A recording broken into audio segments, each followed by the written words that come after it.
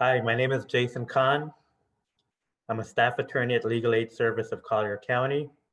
I work in the children's unit where I practice dependency law, education law, and guardian advocacy law. Today, I will be doing my presentation on guardian advocacy in the state of Florida. The information that I'm given today is just basic information about guardian advocacy in the state of Florida, and it's not meant to be legal advice. So if you have a specific guardianship or guardian advocacy question, I would recommend you consult with the help of an attorney.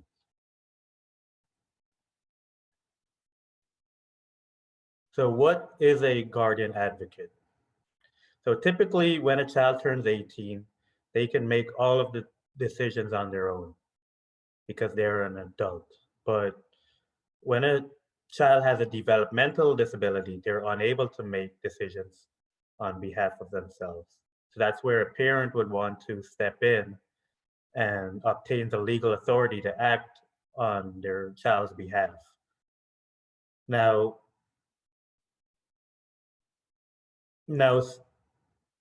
with guardian advocacy, the child has to be able to retain some of their decision-making tasks. So some of the decision-making tasks are voting, getting married, entering into contracts, obtaining a driver's license, um, determining where they want to live, how to take care of their health.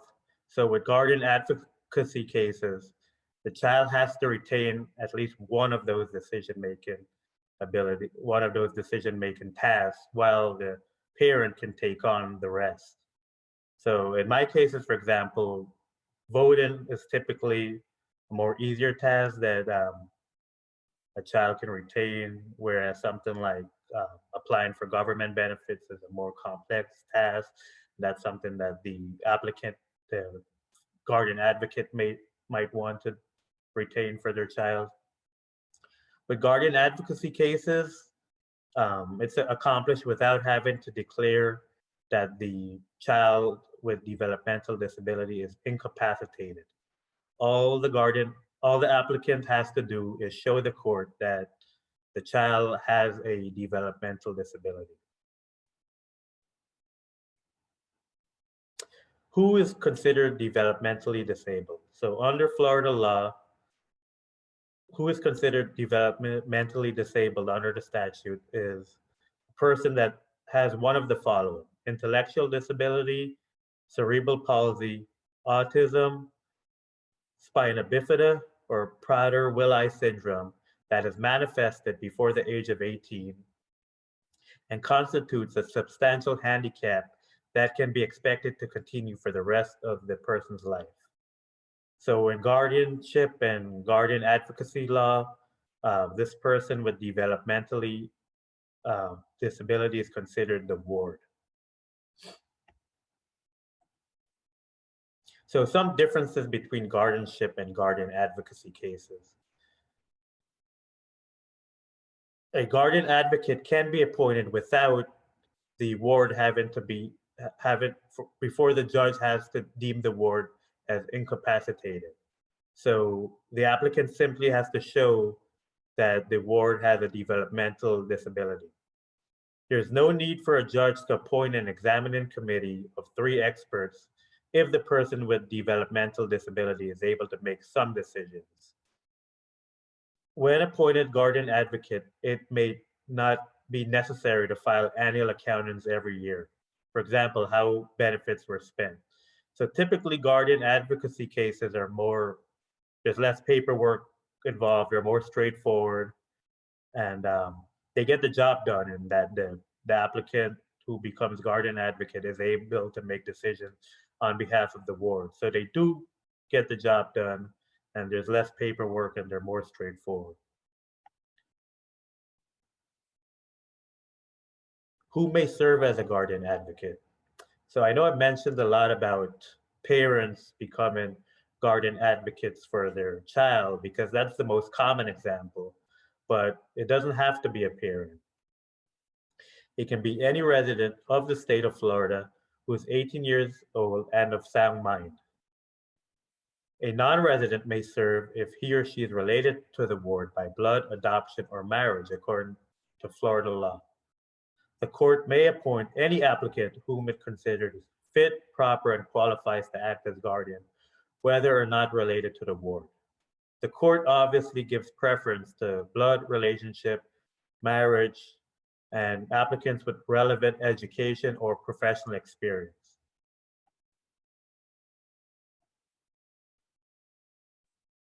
Co-guardian advocates. So more than one person can apply at a single time. So for example, if a mother is applying on behalf of their child to be guardian advocate, the husband or the father can also apply at the same time, so long as each applicant can meet the requirements necessary to be guardian advocate. There will be additional applications that need to be filed, as well as additional oaths. Also, each co-guardian has to submit to a background check, fingerprinting, and has to complete the approved 8-hour guardian advocate course.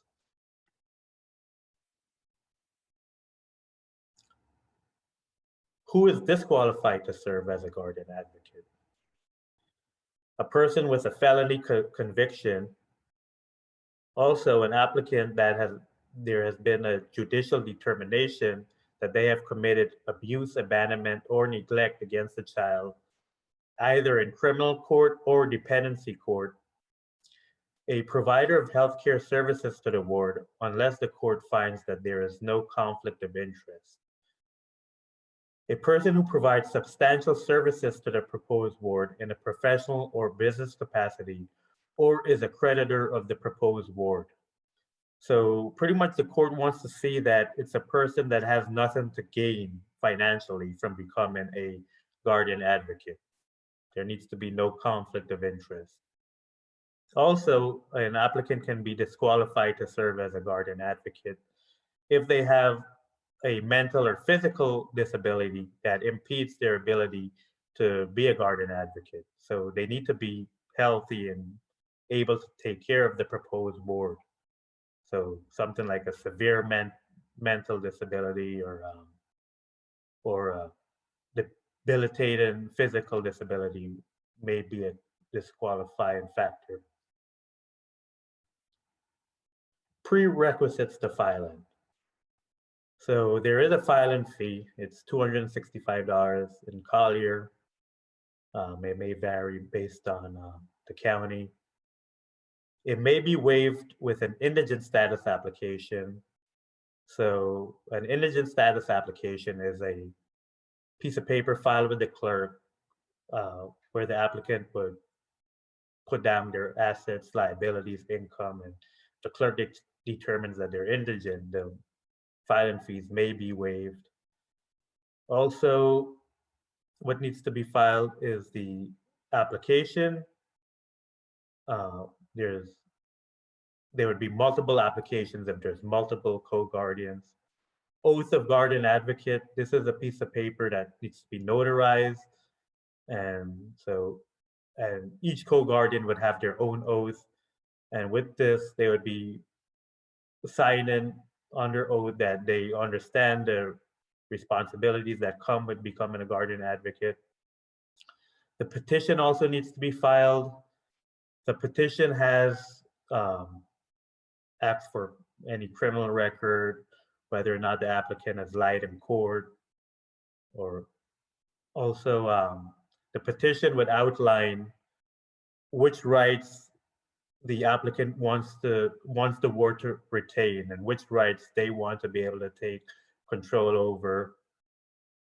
Proof of developmental disability. So this is essentially the evidence. And this mainly consists of medical records or educational records.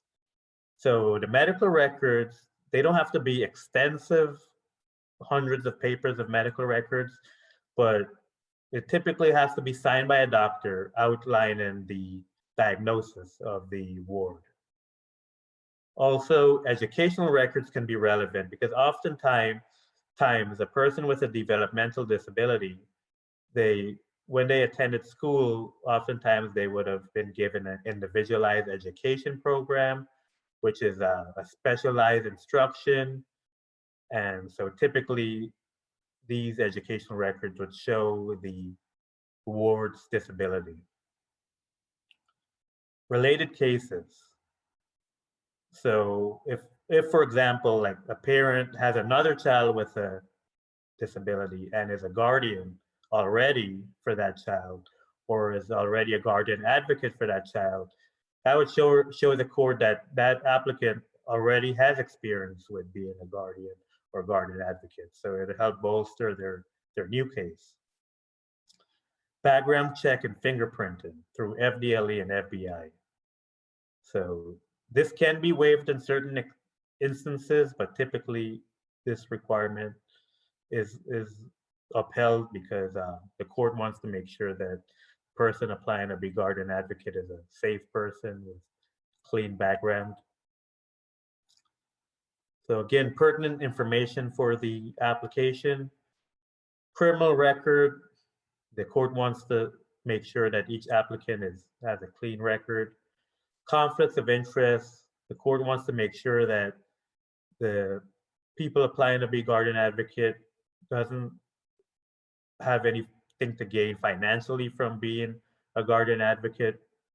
Prior experience as guardian or guardian advocate, specialized training or any other type of experience or training that makes the applicant qualified to be guardian advocate. So, I mean, this could be very specialized, such as an applicant who happens to be a nurse or in healthcare, or it could be very basic life experience. For example, you know, the parent could say they've taken care of the child from birth until 18. They've attended all the doctor's appointments, all of the school meetings, all of the therapy sessions, and they therefore have the experience necessary to be a guardian advocate for their child. Standby guardian. So a standby guardian is somebody the co-guardians would list on their application as someone who could step in the event that something were to happen to one of the guardian advocates. So this is like a backup person for the court to have on file. Also, employment and work history would help. The court wants to see a person who hasn't been terminated from their job and who is a productive member of society. Although work history is not a requirement, but the court wants to see as much information as possible about each applicant. So the final hearing. The final hearing can be done by the magistrate or a judge. It's usually very brief because in my experience, the judge or magistrate has already reviewed the application, petition, evidence, medical history, educational history prior to the hearing. The ward is appointed an attorney prior to the hearing. The ward has a right to be heard, and the ward has a right to be represented by his or her independent attorney. So if for any reason the ward objects to what is being done with the person applying to be guardian advocate, they have an opportunity to be heard.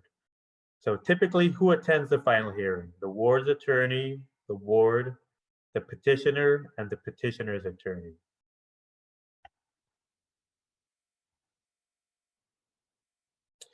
Required filings after the judge grants guardian advocacy. So after the judge grants the guardian advocacy, it's not over. There's more paperwork that needs to be filed. One of those paperwork is an initial plan. This needs to be filed within 60 days of the judge granting the guardian advocacy. This initial plan shows the court a list of all the providers, both mental health, physical, primary care doctors, specialists, any type of treatment, eye doctor, dentist. The court wants to see all of the providers that the guardian advocate is going to take the ward to take care of them. Also, certificate of completion of 8-hour approved guardianship course. this needs to be filed within 4 months of the judge granting the guardian advocacy. The judge wants to see that the guardian advocate knows all of the responsibilities that it entails with being a guardian advocate. Annual report. So an annual report must be filed within 90 days from the anniversary date of appointment as guardian advocate. So each year, the judge wants to see, does the ward still have the developmental disability? Has it gotten worse? Has it gotten better? Has the healthcare providers changed? The judge wants to see this on a yearly basis. So it's very important for a guardian advocate that once they're granted as a guardian advocate, that they keep the court updated.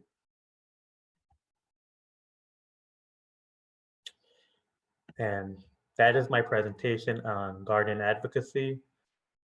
If you have any questions, you can email me at jcon@legalaid.org. And we have offices in Naples and Immokalee. Thank you for attending.